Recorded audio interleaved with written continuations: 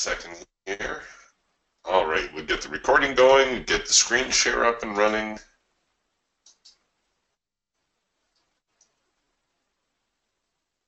Markets just opened up. A little bit of a rally out of the gate.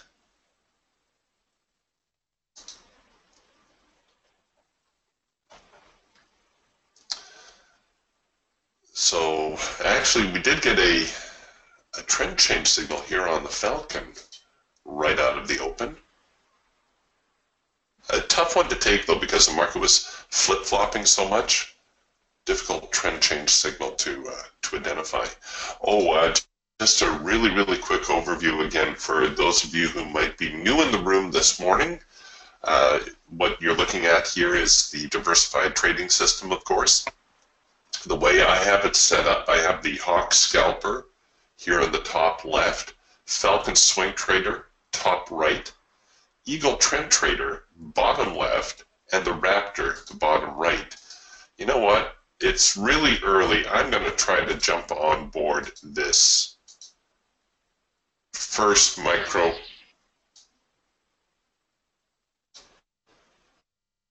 The limit order. First micro macro cross order. Order pending. There we go. Order filled.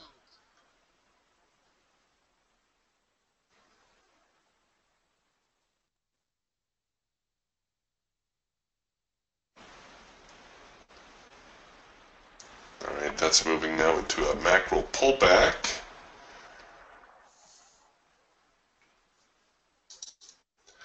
The macro pullback, what is going on here?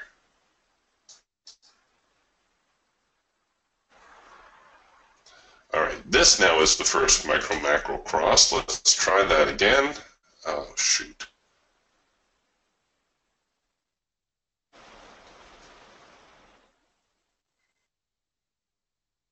And it's trying to run away on me. Doggone it. All right, well, it was a first micro macro cross signal, as was this one here.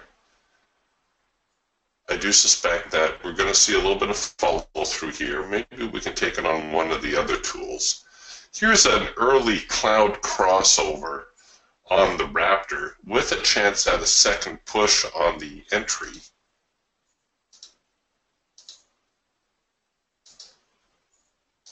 So let me place the order and then I'll explain the cloud crossover.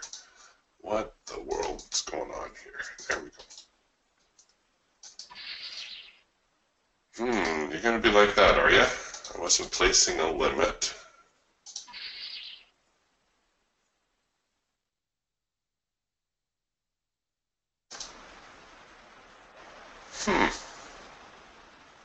One more try. Buy stop.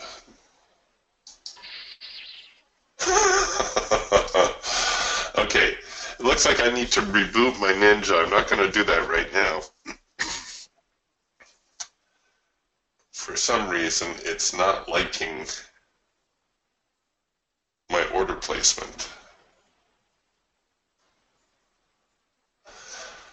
Cloud crossover here on the Raptor. Whenever the cloud crosses or begins to cross, we normally see the market trade up and then come into the cloud, and now we expect the cloud to offer some support and for it to kick the market back out again, move prices higher.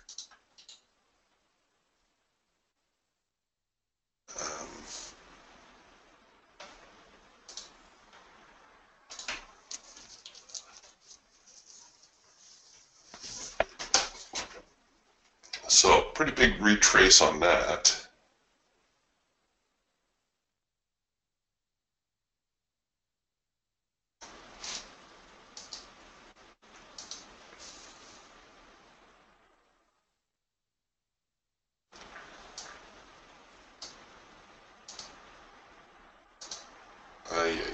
Hold on a second here. All right, there we go.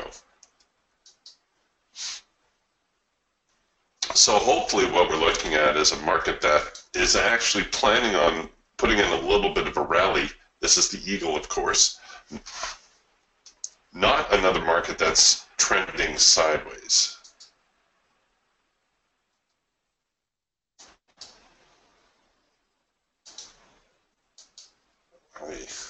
Oh my goodness, something's going on here with the Ninja this morning. All right, so here is another cloud crossover on the Raptor. It's still very early. It's a little. There we go. Okay, it's liking that one a little better. Why is that coming up as a limit order?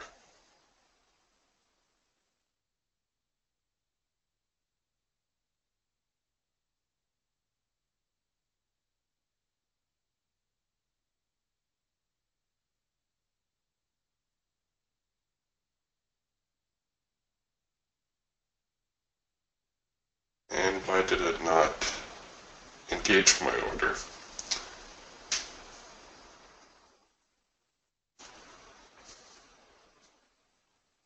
All right, I'm going to try. We'll try this. We're just. What's going on here this morning? All right.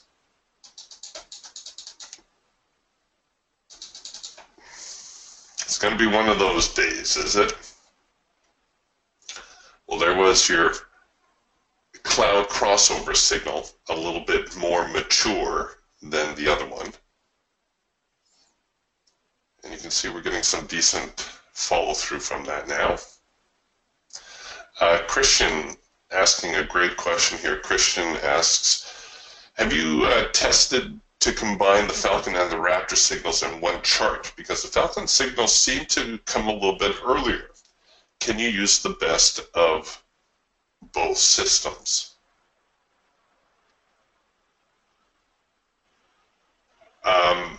Okay, so what Christian is asking is, well, we've got our Falcon, we've got our Raptor, because the Raptor incorporates elements of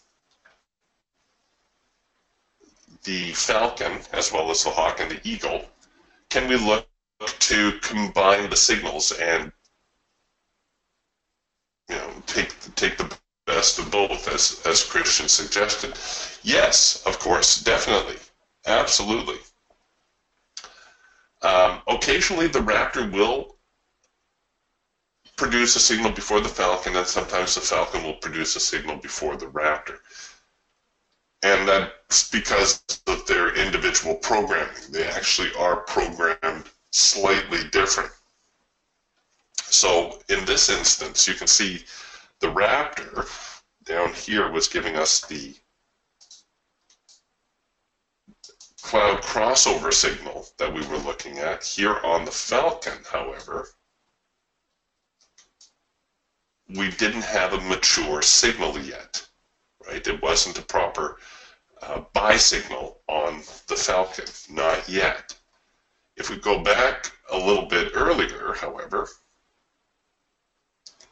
here on the Falcon, just out of the open, we had a late filter entry signal, whereas here on the Raptor, I suppose you could have considered this a soft edge buy signal, but the Raptor hasn't really produced a mature signal yet, a high probability signal. So yes, Christian, by all means, I don't necessarily, overlap them or anything of that nature, but I will trade the signals. If I'm getting a Falcon signal, I'll scan the Raptor and the Eagle and the Hawk to see if the signals are in sync, of course.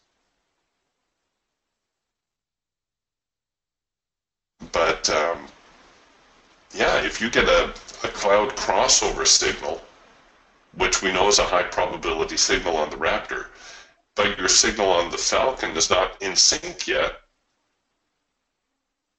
I would still go for that high probability Raptor trade.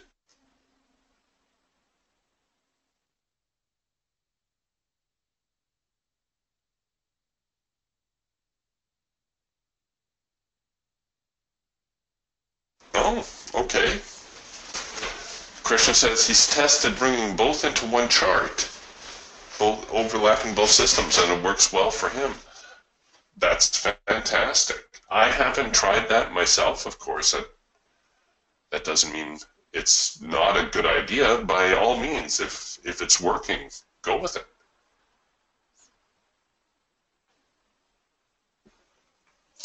Yeah, Mike's trying to solve my problem here. He says, well, your quantity 1 is 0.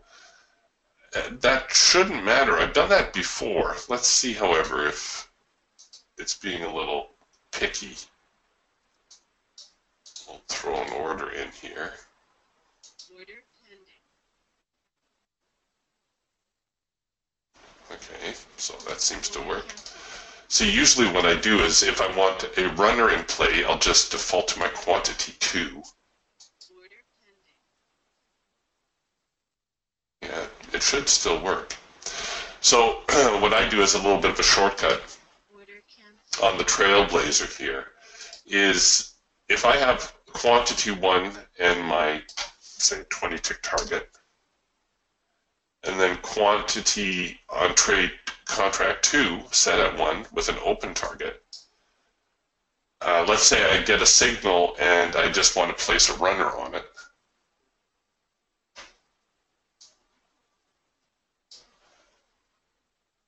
Then what I'll do, and I don't feel like going in for the whole amount, I'll just delete that quantity. And we don't have a signal here, but I'm just going to try to demonstrate this.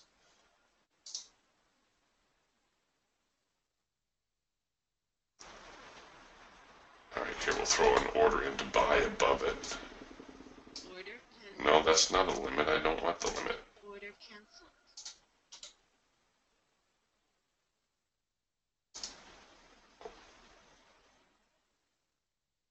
Oh, I wonder.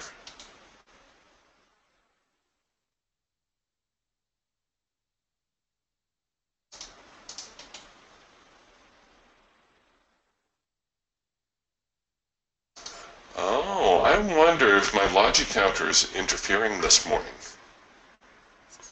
I'll have to reboot it and see. If I set my order to buy inside the logic counter parameters, I only get a limit option. No, now I gotta stop.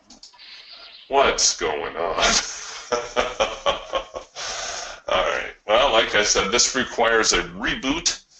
Unfortunately, it's gonna have to wait.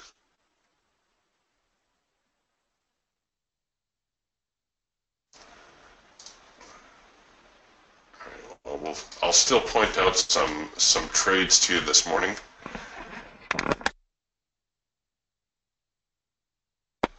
Even though I may not be able to demonstrate them to you properly here with the Trade Manager and Trailblazer, we'll see. I won't take the time to reboot right now. Good morning, Jim. Ooh, we got a really lopsided advance decline this morning. Jim says 450 on the buy, only 450. 2,200, almost 2,300 on the sell. Did we have an opening gap this morning? I guess we did, a little bit of a gap to the downside.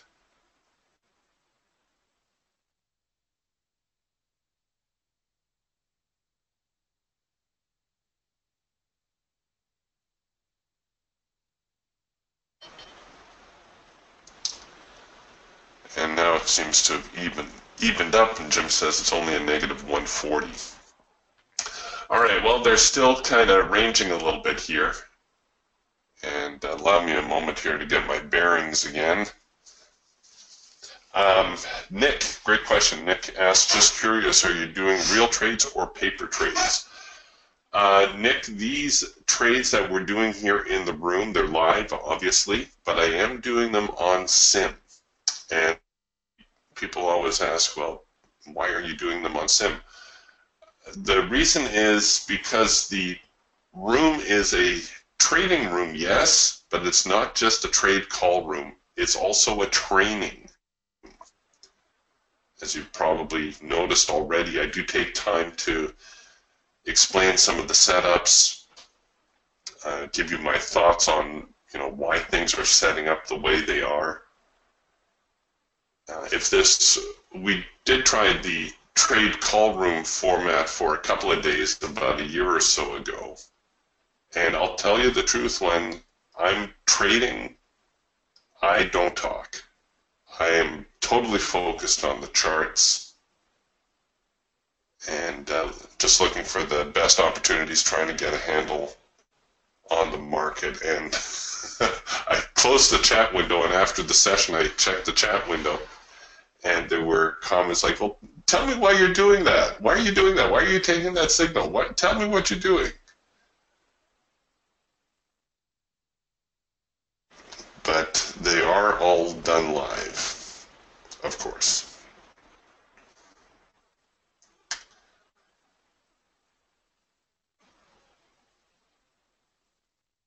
All right, we're getting a little bit of a bearish reaction.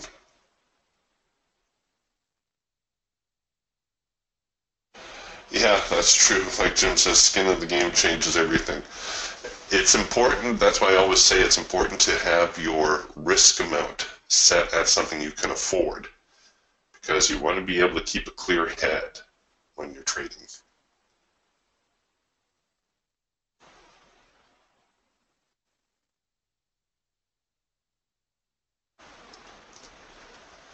All right. So we had the first micro macro cross higher on the hawk. We had the first micro macro cross lower on the hawk, both paying off. But what concerns me a little bit now is that the market's kind of waffling.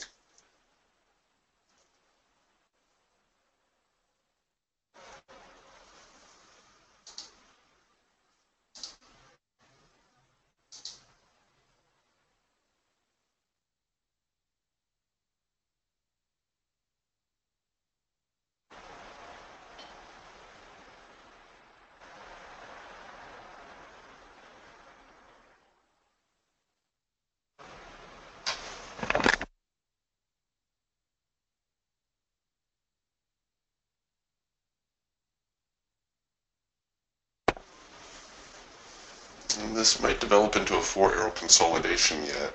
The seller's coming back in a big way.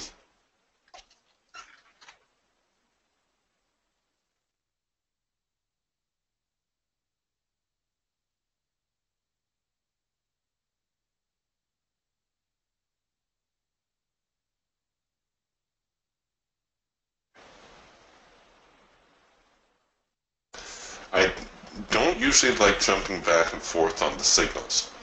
If you've had a signal that's paid off to the long side, I do tend to stay more bullish on the day. If I've had a signal pay off on the short side, I tend to be a little bit more bearish on the day.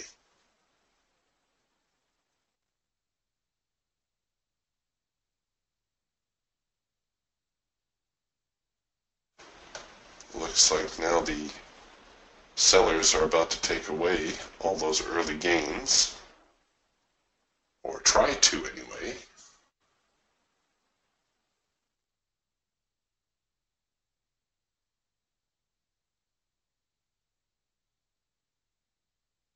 So right now, I'm thinking sideways range again.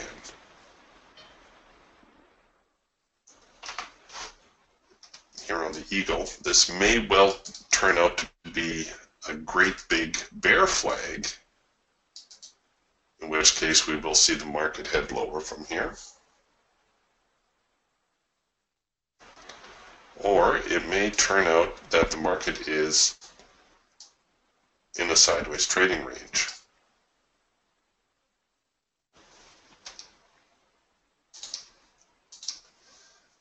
Hard to say at the moment.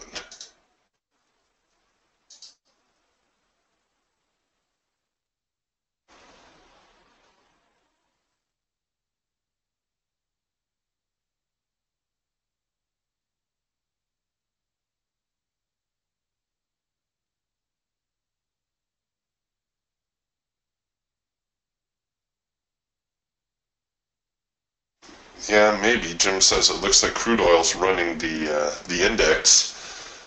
Sometimes the stock market follows crude oil pretty closely.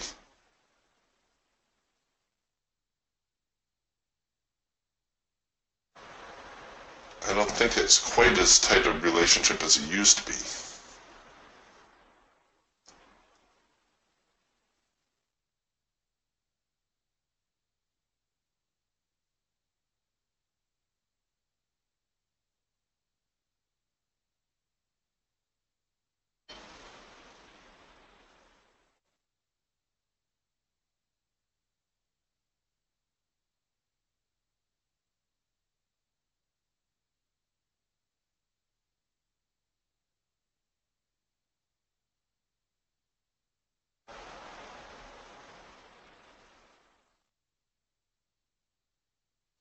So we're near the bottom end of this trading range.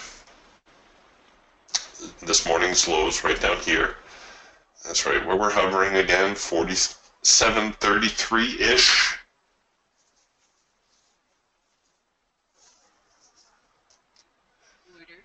By the way, we did get a cloud crossover signal to the short side right here.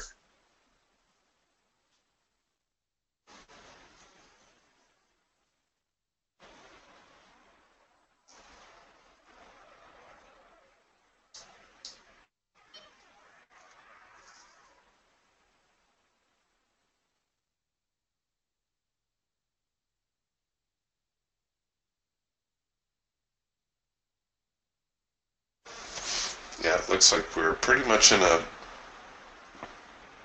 bear trend at the moment. We'll see how they deal with the overnight lows as we get down here to the 47.28 area.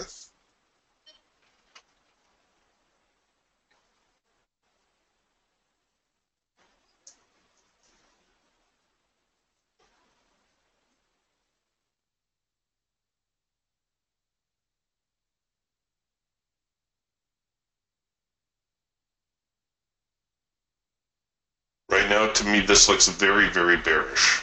You know, we had a strong move here from yesterday through the overnight. A little bit of a recovery, but a strong move to start the day.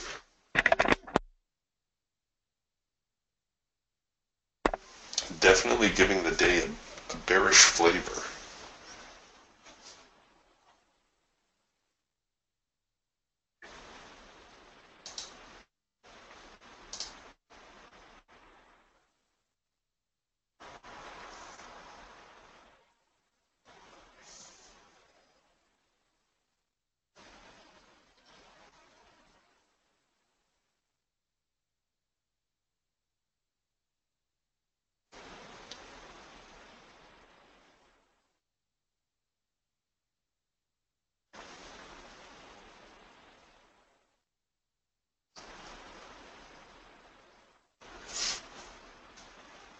Yeah, I think you're right, Jim. Jim says, watch this area for the buyers, because what tends to happen, of course, this is the low of the morning, represented by this little green line.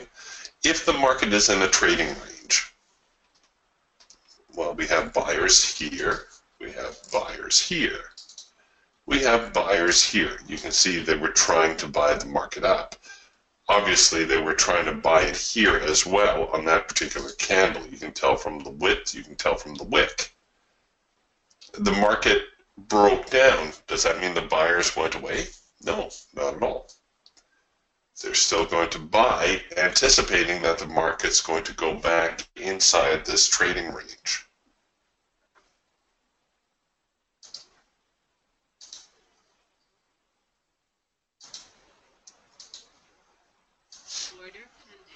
All right, let's clear this up here a little bit and see about getting on board here. What do we have for trade opportunities? Well, we had a macro pullback here. And this was a sloppy 4-arrow consolidation that we saw as well.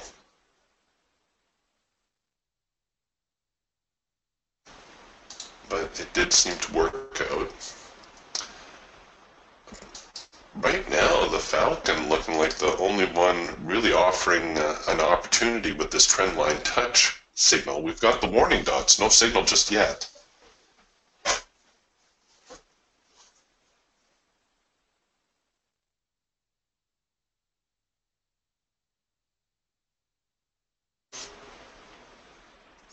I would recommend taking the signal below the low anyhow. Signal may end up printing around here somewhere.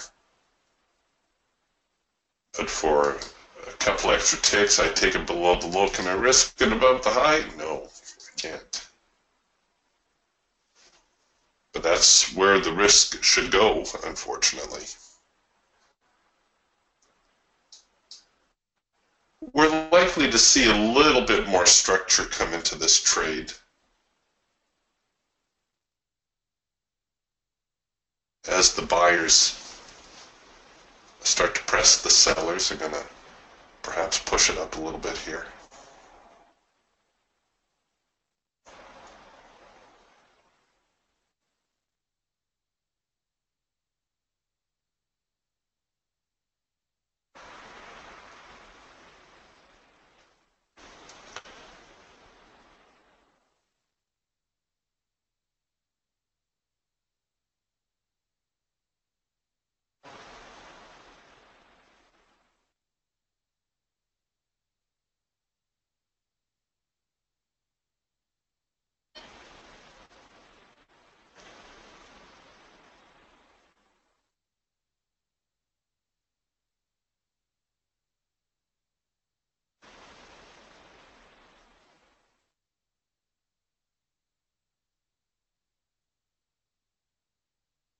All right. Oh, there's the signal. Order pending. All right, so we've got an opportunity for a second push on the signal. Maybe I'll try to... Oh, I can't even do that.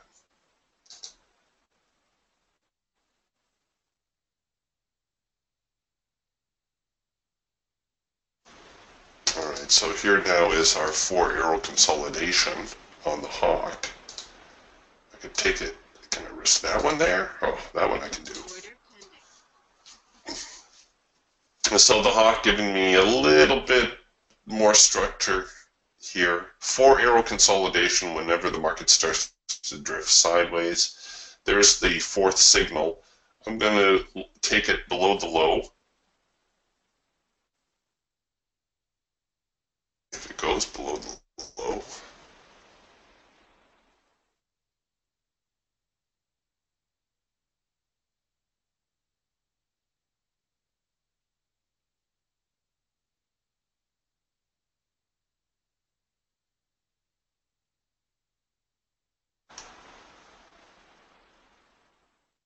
Now with these 4-arrow consolidation patterns, we don't want to see the market drifting sideways forever. There's no such thing as a 6-arrow consolidation pattern. In fact, the longer the market drifts sideways without going lower, producing signal after signal after signal, that's actually a sign of strength, right? Because the sellers are trying to produce sell signal after sell signal after sell signal. All right, for whatever reason, my order did not engage. I would recommend trying to run this one out rather than take it on target.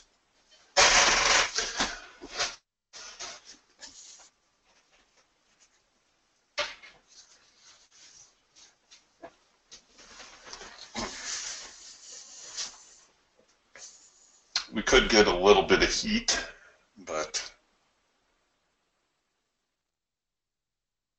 I think right now it's fairly obvious that we do have a market that's in a downtrend.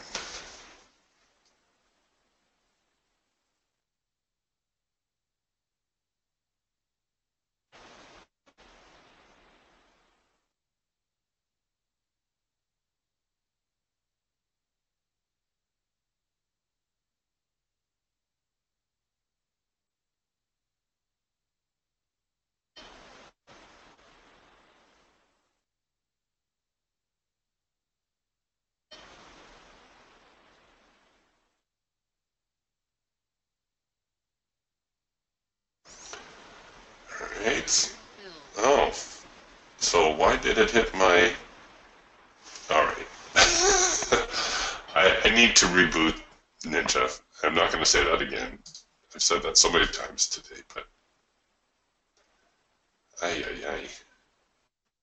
Alright, well, you can see we're getting some decent follow through. I'm going to highlight this trade that we had. That was our entry. Stops, probably, I wouldn't leave my stop up here. I would probably bring it in, if not to break even, pretty close. Maybe bring my stops into here. If this candle, there we go, finishes lower, oh, let's give me another one.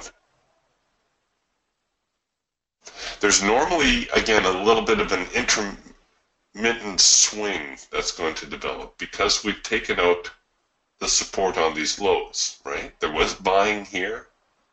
There's more buying here. More buying here. And you can see from the width of these bars, there was a fair amount of buying there. So if the buyers thought it was a good deal to buy at 47.25, well, they think it's a great deal to buy at 47.18.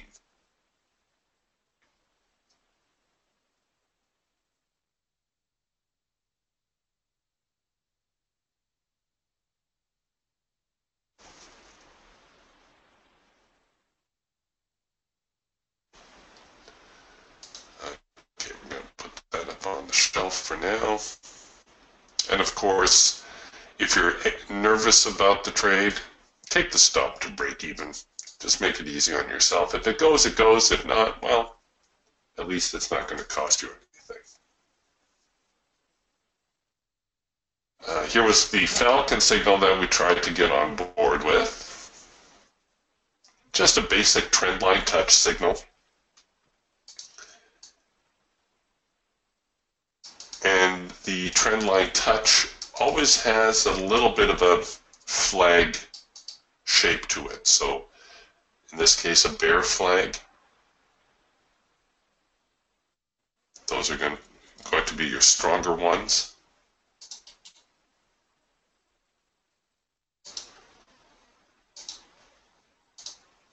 And then here on the Raptor, so we had our cloud crossover signal back here, and we just had a basic cloud rejection or a cloud bounce. When you recognize that the market is in a strong trend, either higher or lower, you can look for any reason to get into the trade. Doesn't necessarily need to be one of our high probability setups. So the Raptor here is producing a sell signal, so you know there's at least enough ducks in a row to produce a sell signal on the Raptor. It's not necessarily one of our high probability signals, but still, it's a strong enough signal or a strong enough setup to produce a signal. The market's obviously in a downtrend. Go ahead, sell it.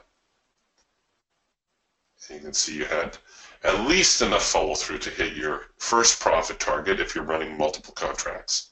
Or at the very least, you can have this trade at break even.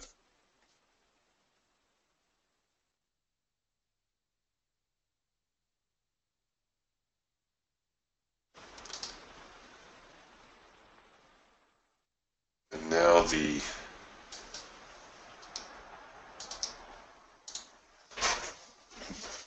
buyers trying to come back. Like I said, they might put in a little bit of a rally here.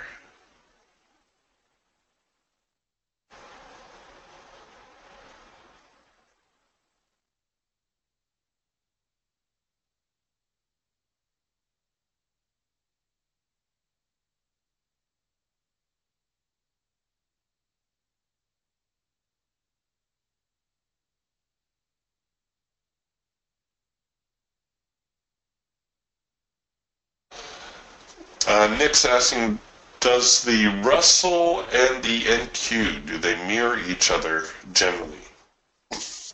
Yes, generally speaking, all stock markets move together, which means that the mini Dow, the E-mini S&P.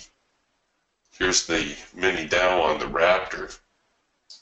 And you can see it's pretty much a carbon copy of the NASDAQ.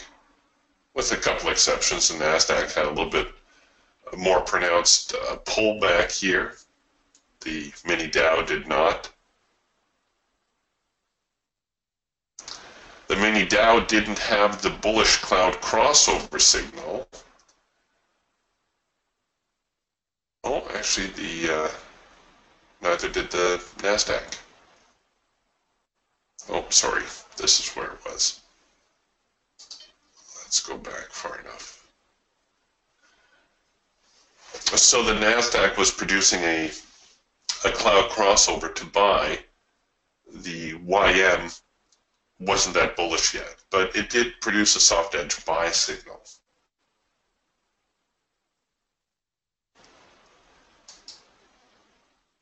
And let's see if I throw the mid cap on here. The mid cap being very similar to the Russell.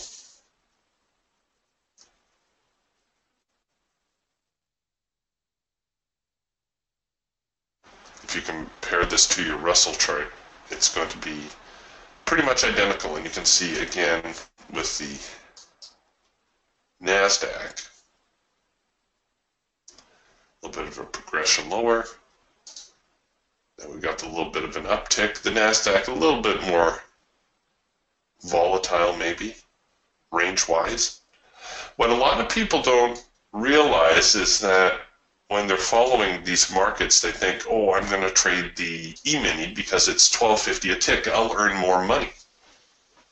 Well, no, not necessarily, because if the E-mini makes, say, a $200 move, the NASDAQ also tends to make a $200 move, as does the mini Dow. Now, we're not talking dollar for dollar. Right? Sometimes the NASDAQ will make a $180 move. Sometimes it'll be $150. Sometimes it'll be $250 relative to the $200 move in the E-mini. But generally speaking, they do tend to follow each other. I like the NASDAQ and the mini Dow because they're $5 a tick. So that means in most cases, I'll have the option to trade multiple contracts.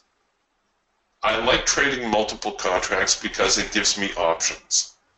I can take profit on some of my position. Most times you see me go all in, all out. So if that's your plan, it really doesn't matter what market you're trading.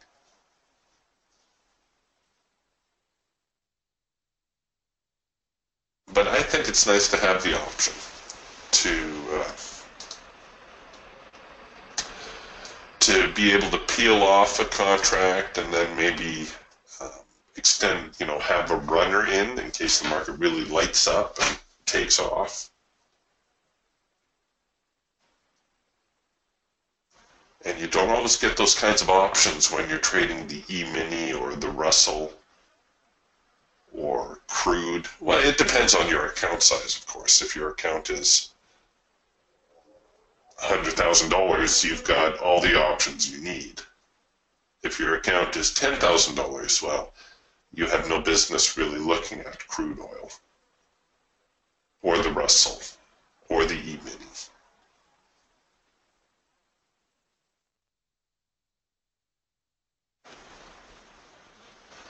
All right, so we find ourselves in a little bit of a sideways drift again. Might end up getting a double pullback signal here in the Raptor. We've seen the one pullback into the cloud. There's the first pullback. There's the signal. Let's see if we get a second pullback and another rejection and another signal. That would be our double pullback signal. That would be one of our high probability Raptor signals.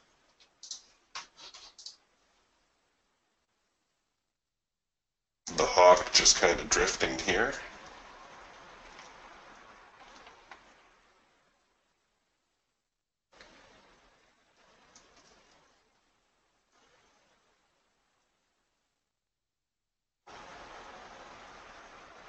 All right, we are getting a first micro-macro cross signal on the hawk.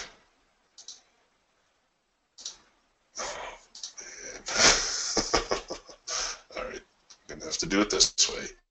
I would probably take it below that little swing right there. Stops should go above here.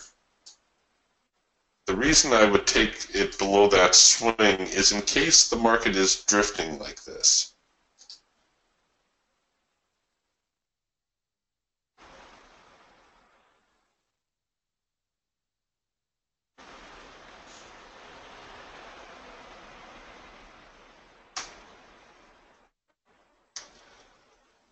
Which it seems to be at the moment.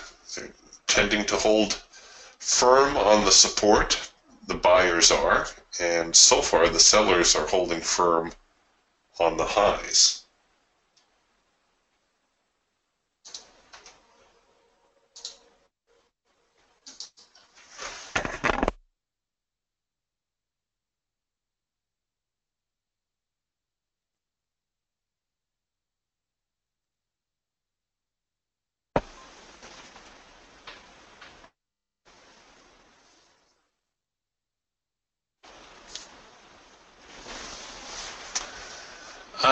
Good question here from Paul, and I get this one a fair amount. I don't know, Paul, if you were around when Stephanie was still with the Indicator Warehouse. This was one of her favorite things to do. Paul's asking, good morning, Eric. Do you ever wait for the ATR on the Eagle to flip in the direction of the trend before trading the Hawk or the Eagle?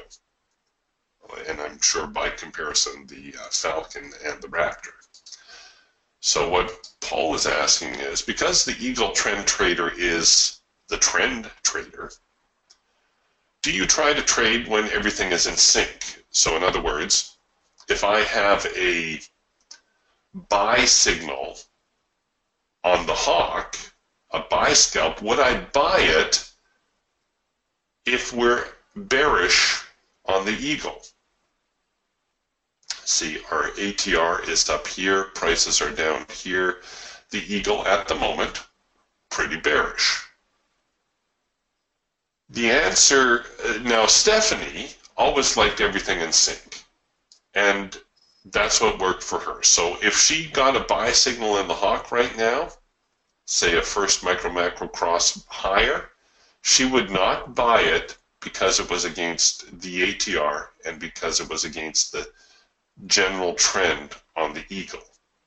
In fact, Stephanie went so far as to wait for the band to sink before she took a trade on the other birds. I'm not that rigid with it. The reason is the programming behind the Eagle has absolutely nothing to do with the programming behind the Hawk. It's not like, you know, we took a 5-minute chart for scalping and a 15-minute chart for swing trading and an hourly chart for trend trading. Those would all be related, right? If you're looking at your hourly trend and your hourly trend is down, well then scalping on off a 5-minute chart, you know, you're obviously going against the dominant trend. But the programming on these tools is totally independent. So we may see the market conditions give us a scalp signal, even though at the time the Eagle may be totally bearish. So I treat each tool independent of the others. If I get a high probability buy signal on the Hawk, that's all I look at. I rarely, well, you know, I'll consult the Eagle, see where we're at. But it won't keep me from taking the trade. What I'll do is I will take the trade based on the probability of the signal and whether I can afford the risk. And I'm not able to show you that right now because I got a little hiccup in the trade manager, but So let's say, all right, here's a trend change signal to the short side, right? It's a high probability signal. Should I take that even though we're trading on the lows? Yes. In actual fact, I'll let it break. Won't necessarily take it on the hash mark. But let's say we do take it on the hash mark. Okay, now the question becomes, it's no longer a question of should I take the trade. It's a high probability signal. Yes, I should take the trade. Now it becomes a matter of logistics. Where am I going to cover this trade to give myself the highest probability of success? Well, if this trade is moving sideways, if this trade is going into a sideways range, there's no point in keeping my stop overly tight, right? Because all that's going to happen is the market's going to engage my sell order, and then it's going to try to stop me out. That's what happens in trading ranges. Buyers are hiding down here. Well, they're not hiding. We all know they're there. Buyers are down here looking to trap the breakout sellers, of which we would be one. And then they're going to try to rally the market, and they're going to try to stop us out because they're going to figure our stop losses are up here. Not only that, but we've got the very bearish sellers sitting up here now, looking to trap the breakout buyers, right? So that's why the market will fudge a breakout for a tick or a couple of bars only to reverse and head lower again. Because you've got the breakout buyers and you've got all the sellers looking to trap the breakout buyers, and we don't know who's going to win. But I do know I don't want to keep my stop so tight that I get trapped with the breakout buyers. So I'm not going to place my stop there. Ideally, my stop should go way up here because there's really no other structure after this swing high. I could use the median line from my support and resistance suite, but the ideal is up here. The reason is there's a lot more selling pressure up here, and I'm a seller. So this is kind of like being the little kid at the playground, and somebody comes and bullies you. You sell. Here, I'm going to place a stop. Is it going to let me? No. All right. You try to place your sell order here. You get filled, and then the market starts to head higher. Well, this is the big bully at the playground, right? Bullying you, trying to get you out of your trade. Your stop up here is your big brother, or big sister, or mom or dad, whatever your situation may be. This stop up here is, if the bully is a really big bully, okay, he's going to punch your big brother in the nose. But most times, your brother is going to be bigger than the playground bully, and they're going to push the market down at least one more time. After which, you can take your stop and you can start to adjust it down. I'm not suggesting you should take a full stop out, but even if you do take a full stop out, that amount should always be capped at a certain percentage of your capital. So let's see how this trade would have worked out. Now we didn't actually get a fill here, but we're going to pretend we got a fill. Now, oops, sorry. So we got a fill, and now the market's coming up, and look at where they're going. They're trying to trap the breakout traders. Okay, so now, even though our stop was initially way up here, our big brother has shown up early and he's pushed the playground bully back down. Now we know it's safe to bring our stops in. We can probably bring our stops in somewhere around there. Again, I wouldn't squeeze it overly tight in case the market's in a range, but it's obviously respecting this whole 47, 30, 31, 32 region. Right? So maybe I'll leave my stops 47, 33. And what happens? Oh, the market comes back down to the low, and the buyers show up again. What we need to see now is we need to see the sellers step in one more time. And if they swing the market a little bit early, like let's say the market gets up to here and now it starts to head lower, this now is our cue to start getting more aggressive with our stops. Because if the buyers buy it up one more time, given that the sellers have tipped their hand that they're going to try to sell the market hard, oops, wrong button, the buyers will come back with a vengeance and they will press the market through the high here. So for that reason, there's no point in leaving our stop up here. We may as well take the stop out down here, or as the trade progresses, maybe even take it a little bit lower. Who knows, we might even be able to get the trade down to a break-even type scenario.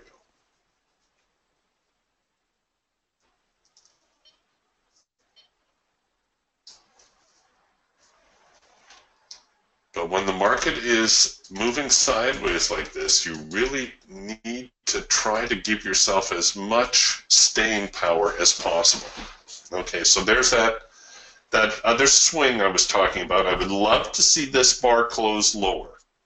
That would really confirm that this swing is the place where the sellers are selling at. Remember, my objective is not only to make money, but it's also not to get stopped out prematurely. It's a real tightrope that we're walking sometimes.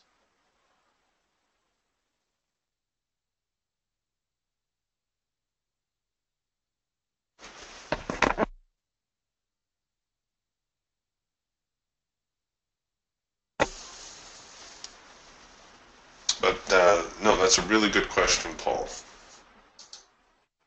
No, I trade all the tools independently.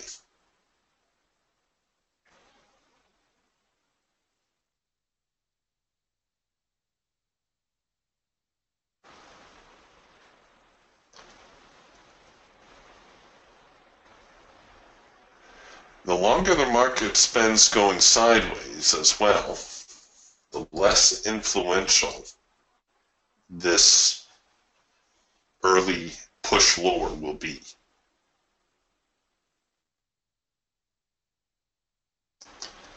So we're about an hour into the session. This is traditionally the time of day. If there has been any kind of trend, we will see the market try to reverse against the trend.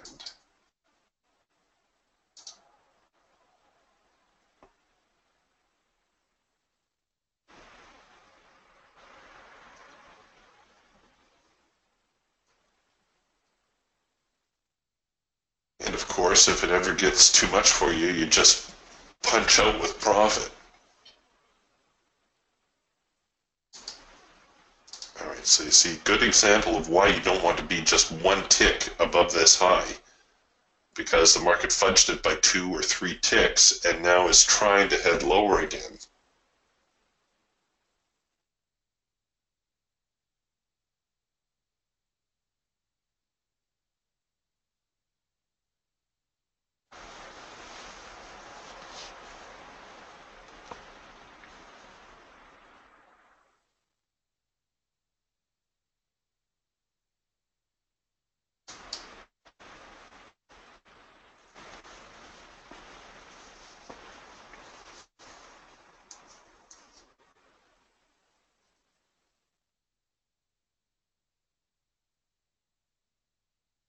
Well, I tell you, the sellers and the buyers, they are dug in. So here come the buyers now. They're going to give it a good hard push.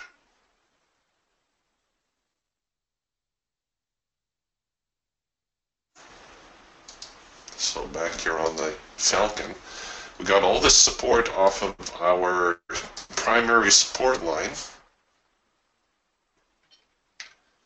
tagged it multiple times, 1, 2, 3, 4, 5 times. Now we're producing a trend change signal to buy.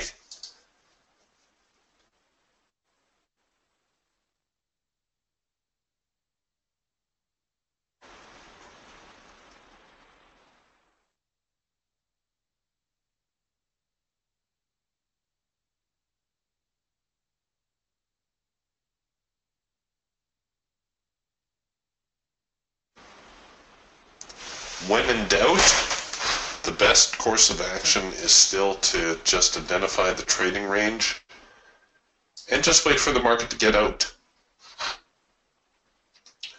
Let the market break out, retest, very important,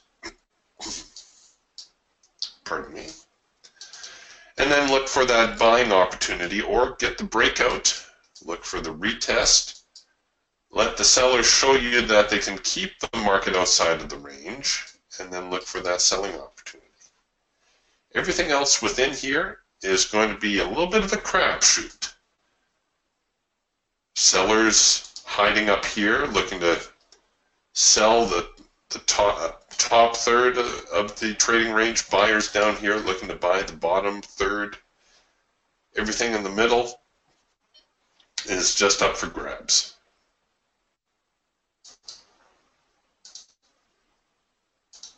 Sometimes half the challenge as a trader is just trying to identify whether the market is trending or moving sideways. And I think it's pretty obvious on this market that, well, if it is trending, it's going to favor the downtrend, but we're pretty much moving sideways here at the moment.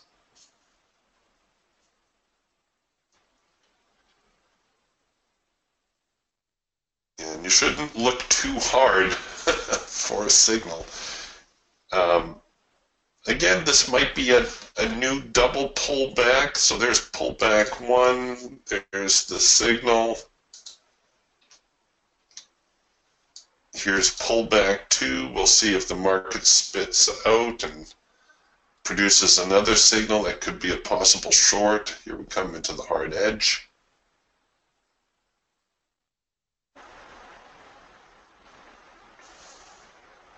Let's see if we get that sell signal.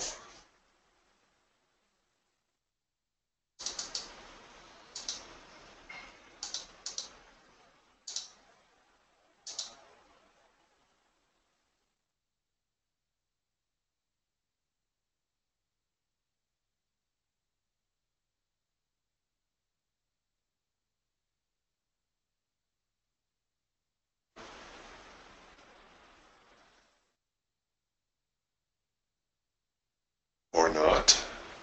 Come on.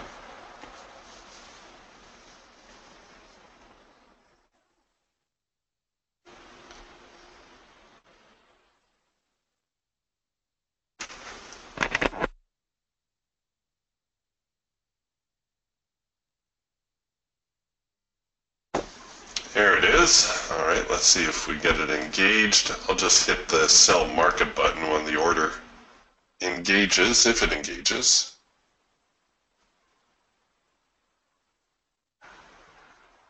I'm not sure I've ever seen the NASDAQ produce such a tight trading range.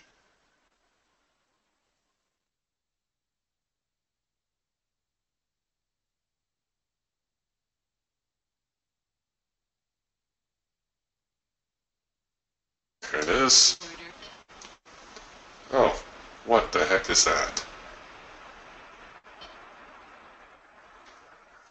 All right, well, we sold here.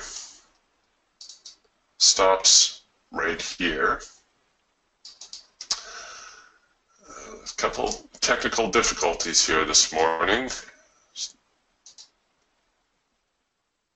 A reboot will solve the problem, but we're just going to leave it alone for now.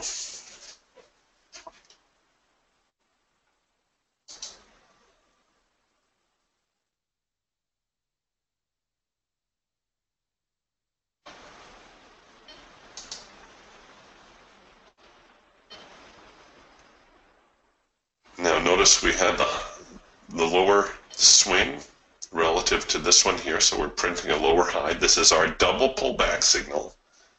Market making two pullbacks into the hard edge or into the cloud. We're expecting now the cloud to push this market out and send it lower.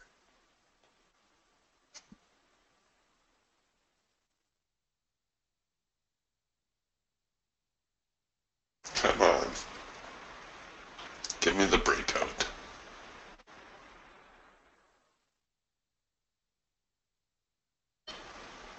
Come on.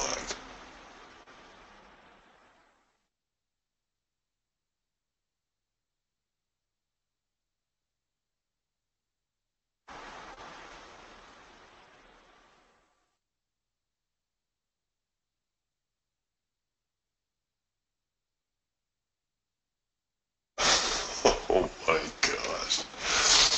They just stuck on these lows here, 47.18.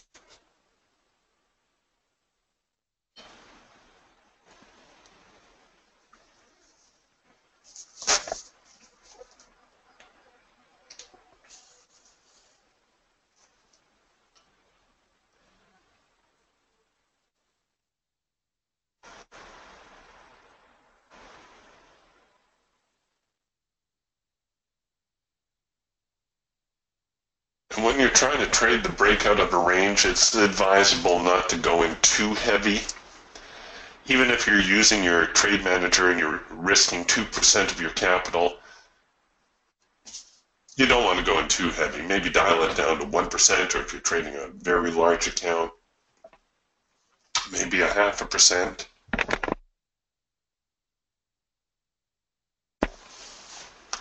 It is still a very unpredictable time for the market. It will break out one way or the other. We just don't know which way just yet.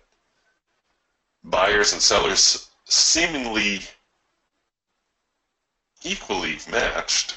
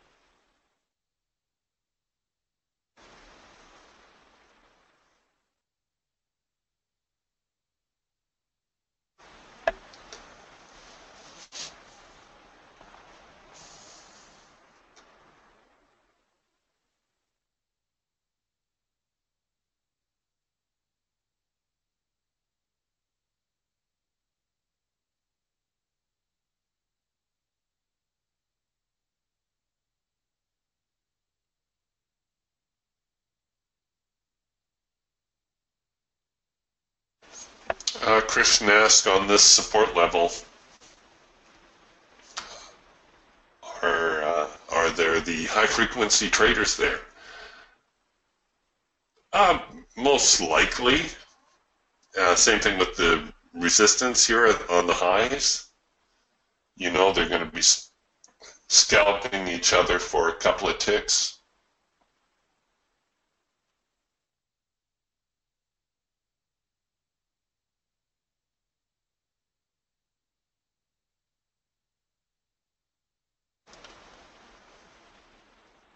Things starting to look well, they're still sideways.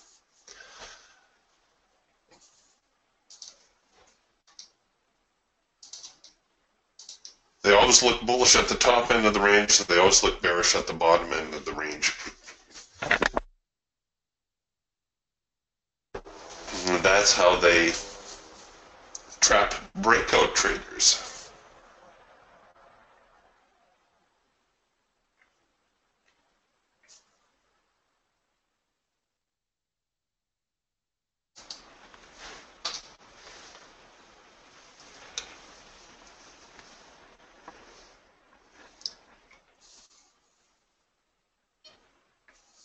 And I know it's terribly boring when the market is sideways, but for the sake of your bank account, like I keep saying the best thing to do is let it break out. Just let it go.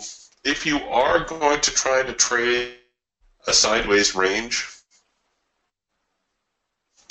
perhaps you can try to buy the lows and sell the highs.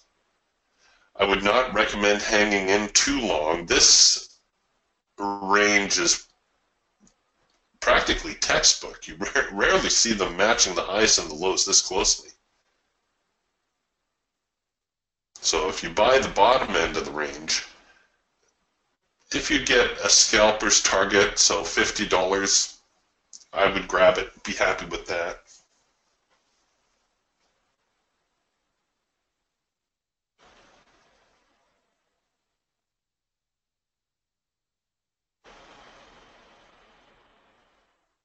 Likewise, trying to sell the top end. So here we are at the top end of the range. How would you do that? Well, normally you sell on a limit order. So let's say we try to, oh,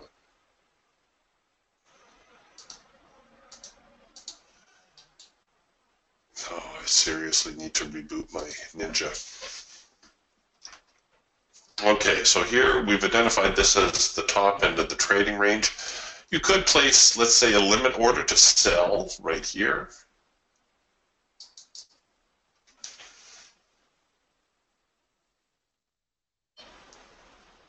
And the order didn't engage, but if it did engage, you would look for your, $50, $60 scalp target and just grab it and run. Look for a chance to buy down here and in reverse.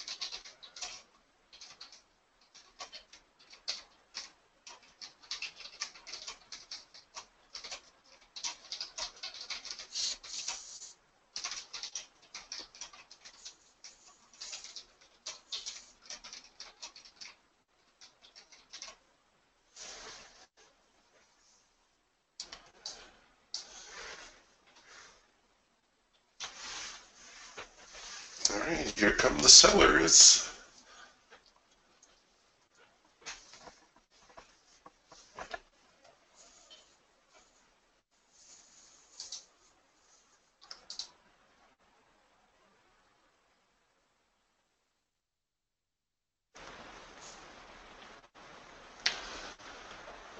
A lot of range. Oh, the other thing you can do with a range like this, of course, is you can bracket it.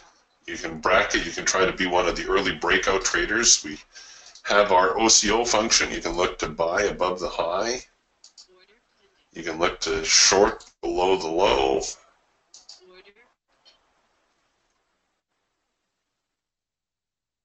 These orders, you need to remember the OCO orders are live the moment you put them on your chart. And that's not right.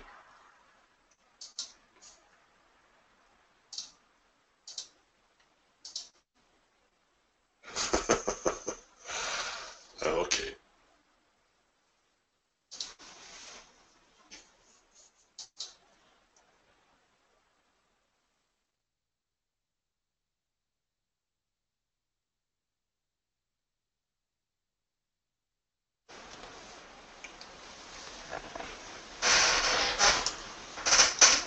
So that's the other thing you can do.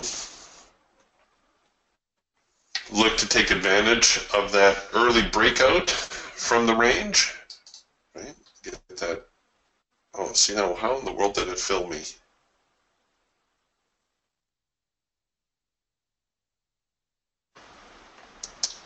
We only got a little bit of time left in the room.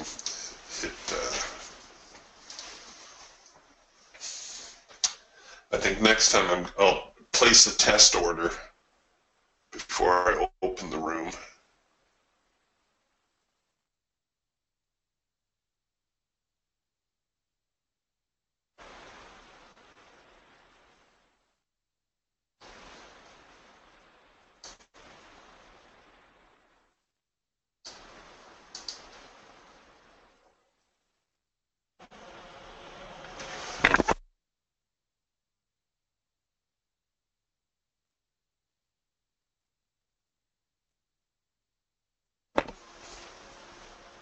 And here come the sellers again.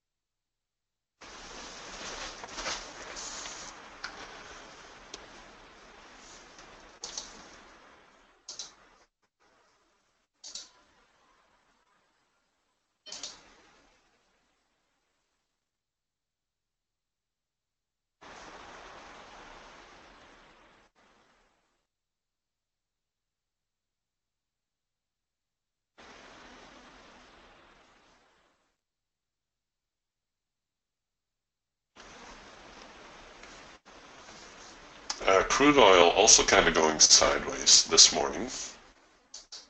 Here's crude oil on the Falcon. So crude opening 6 a.m. my time, that's Pacific, 9 a.m. Eastern. We got a late filter entry signal to buy right here that had a reasonable amount of follow through to it. Falcon didn't produce a very good short signal. However, we did get a better short signal on the Eagle about the same time, with this nice little green bar sell. So on your Eagle, whenever the market encounters the hard edge, we anticipate a reaction. The green bar sell signal, again, tends to be within this bear flag type formation, produces a sell signal, and we had a reasonable amount of follow through. However, since then, as you saw on the Falcon, the market's pretty much just going sideways.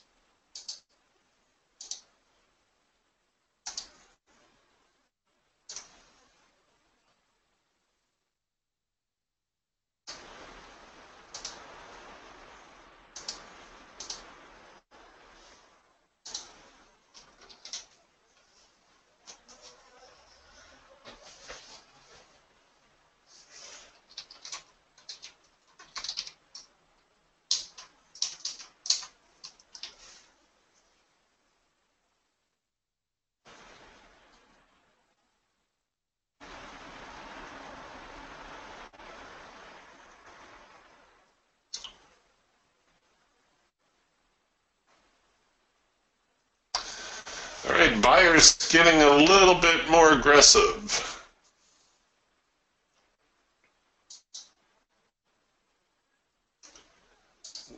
Here on the Hawk, we got a first micro-macro cross. Actually, we had one back here too.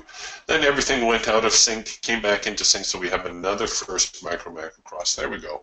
Now we're getting a little bit of a rally.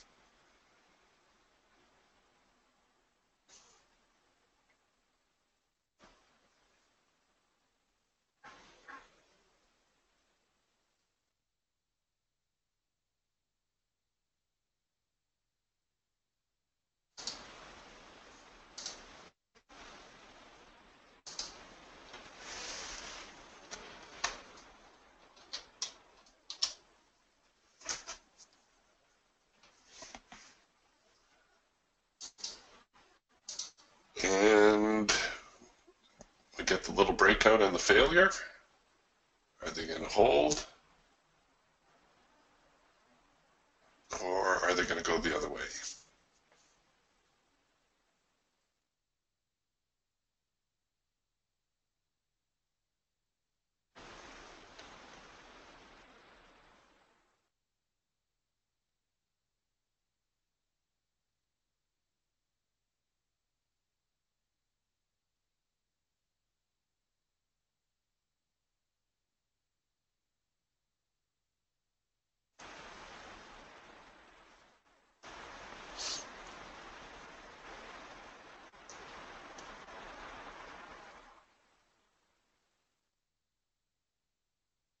Well, almost thought we were going to see a rally there. I was getting a little excited.